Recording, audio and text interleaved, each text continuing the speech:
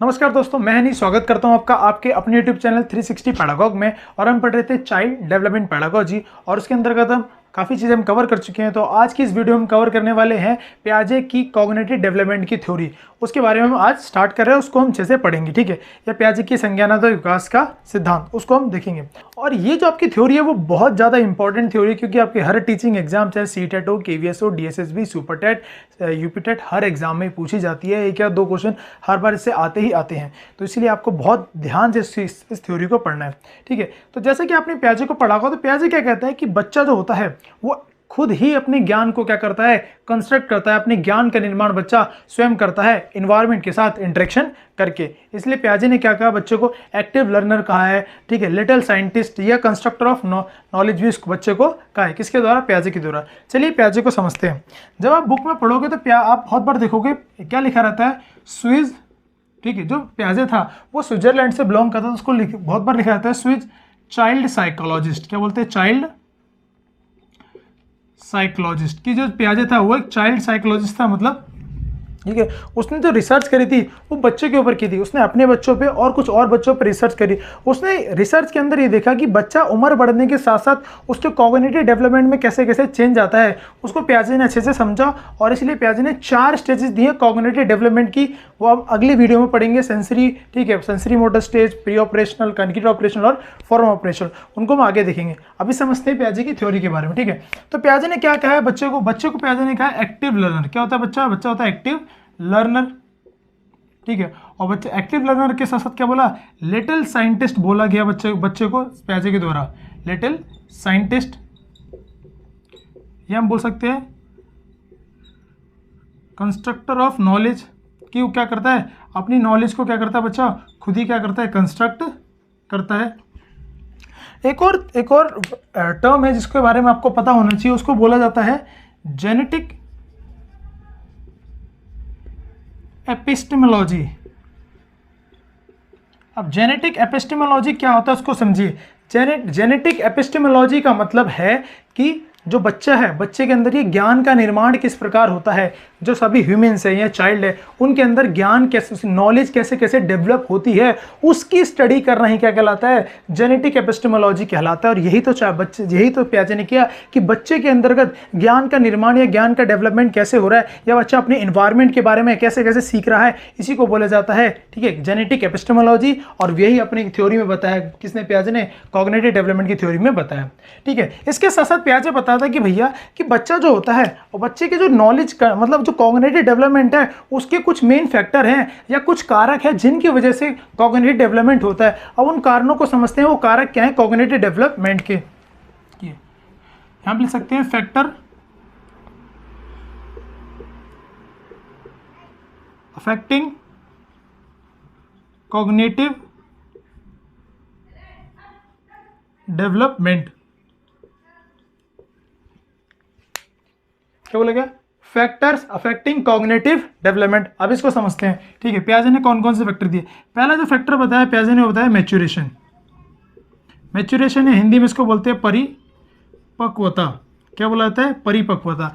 Maturation या बोला जाता है परिपक्वता, ठीक है। ये पहला कारण होता है। पियाजे ने सबसे ज्यादा इंपॉर्टेंस दी मैच्योरेशन या परिपक्वता को। किसके लिए, फैक्टर अफेक्टिंग कॉग्निटिव डेवलपमेंट, मतलब कॉग्निटिव डेवलपमेंट हो, जो मानसिक या संज्ञानात्मक विकास हो रहा है, उसमें सबसे बड़ा कारण, मेन कारण क्या है आपका, मैच्योरेशन या परिपक्वता, ठीक है। मतलब मैच्योरेशन परिपक्वता से मतलब क्या है आपका, ठीक है, जो आपके जो बायोलॉजिकल जो चेंजेस हो रहे हैं आपकी बॉडी के अंदर, बायोलॉजिकल, ठीक है, बायोलॉजिकल चेंजेस हो रहे हैं, ठीक है। या हम इसमें किसको इंक्लूड कर सकते हैं,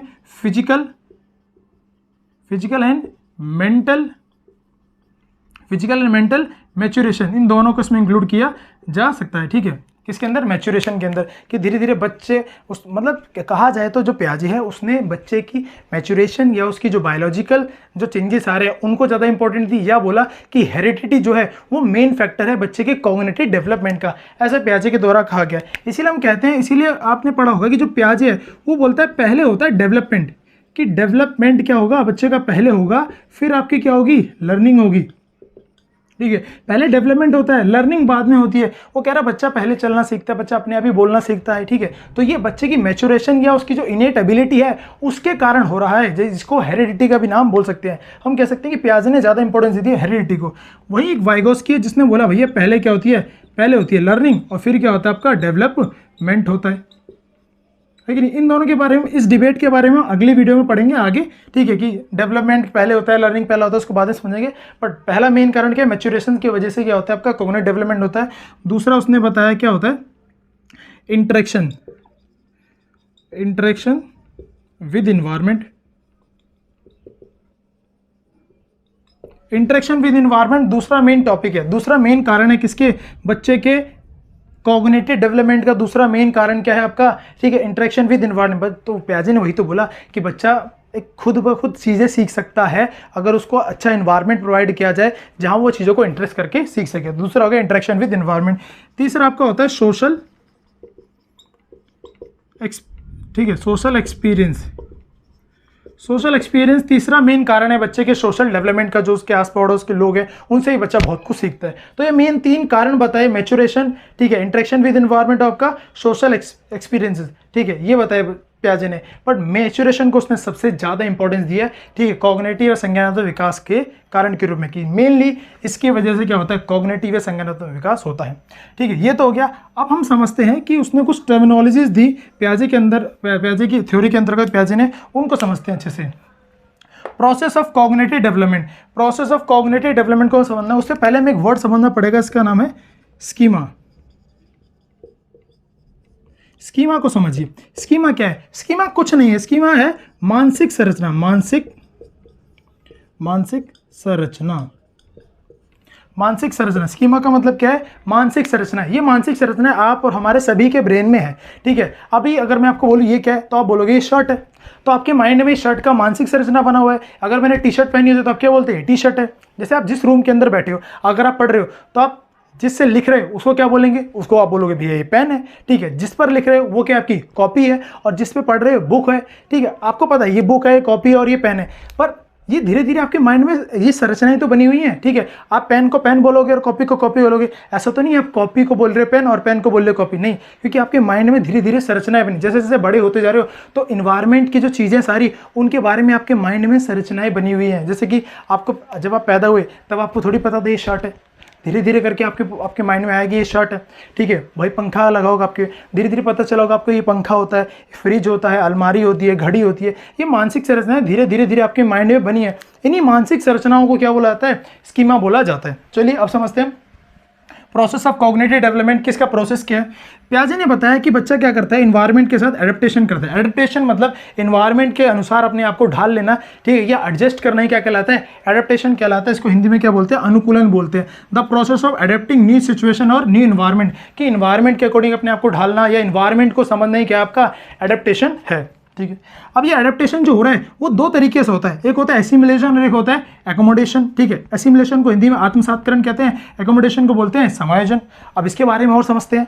एसिमिलेशन और एकोमोडेशन का मतलब क्या होता है, देखो, एसिमिलेशन मतलब होता है कि आपके माइंड में जो पहले स्कीमा बने हुए हैं उसमें कुछ नई इंफॉर्मेशन ऐड होती है, तो उसको बोलते हैं एसिमिलेशन या आत्मसात्करण, कि पुराने बने हुए स्कीमा के अंदर ही नई चीजें ऐड होना, एसिमिलेशन। एकोमोडेशन मतलब क्या होता है, अल्टरिंग एग्जिस्टिंग स्कीमा और क्रिएटिंग न्यू स्कीमा, मतलब जो आपका पुराना स्कीमा है उसमें मॉडिफिकेशन या नया स्कीमा क्रिएट होना ही क्या कहलाता है, आपका एकोमोडेशन या समायोजन कहलाता है। इसको हम एक एग्जांपल के जरिए समझेंगे। ठीक है, मान लीजिए एक कहानी है, इसके अंदर है, एक गांव है, एक गांव में एक फादर है जो मतलब तांगा चलाते हैं, उनके पास एक घोड़ा है तो तांगा चलाते हैं, और उनका एक बच्चा है, उनके पास काले रंग का घोड़ा है। तो बच्चे के माइंड के अंदर स्कीमा बना भैया कि घोड़ा है, घोड़े की 4 टांग होती है, मुंह होता है, कान होते हैं और एक पूंछ होती है, और वो क्या होता है, काले रंग का होता है। ये स्कीमा बच्चे के माइंड में अभी तक है, क्योंकि बच्चा भी घर से बाहर जाना स्टार्ट नहीं कर रहा है।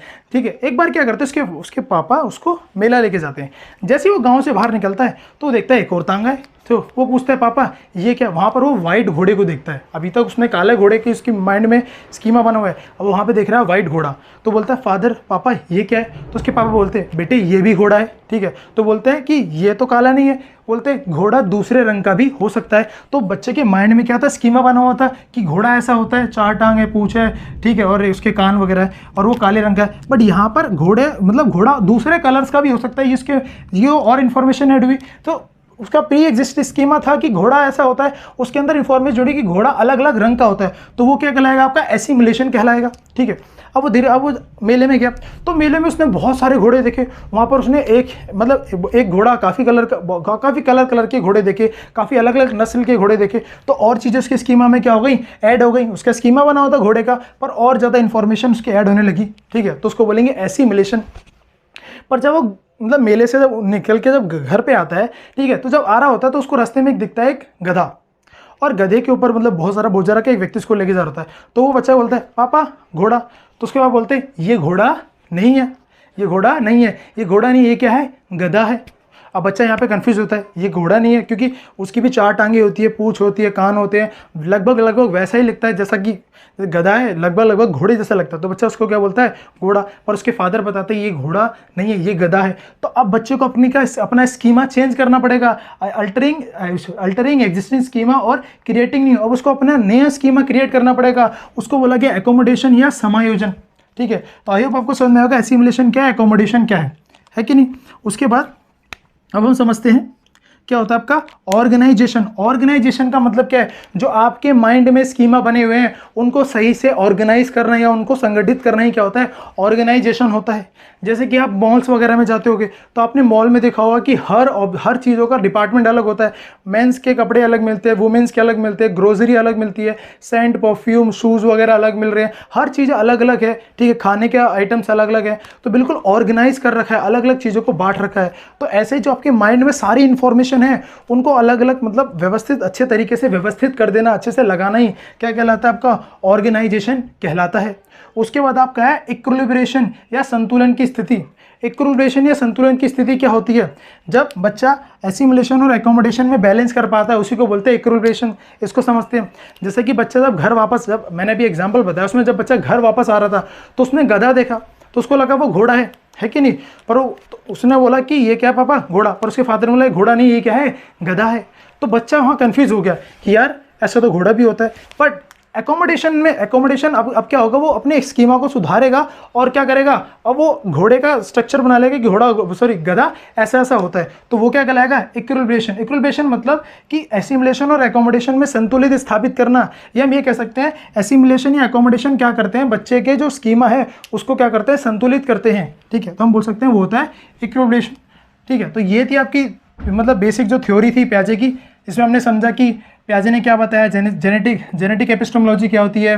ठीक है, फैक्टर अफेक्टिंग कॉग्निटिव डेवलपमेंट क्या होता है, स्कीमा क्या होता है, एडेप्टेशन क्या होता है, एसिमिलेशन क्या होता है, एकोमोडेशन क्या होता है, ऑर्गेनाइजेशन क्या होता है। और आई होप आपको समझ में आएगा इक्विलिब्रेशन का सिर्फ मतलब इतना है कि एसिमिलेशन और एकोमोडेशन को क्या करना, बैलेंस करना ही क्या कहलाता है, आपका इक्विलिब्रेशन कहलाता है। आई होप आपको समझ में आई होगी थ्योरी। अगर आप समझ में आई है तो प्लीज़ लाइक शेयर सब्सक्राइब करना ना भूले। धन्यवाद। अब मिलते हैं आपको अगली वीडियो में।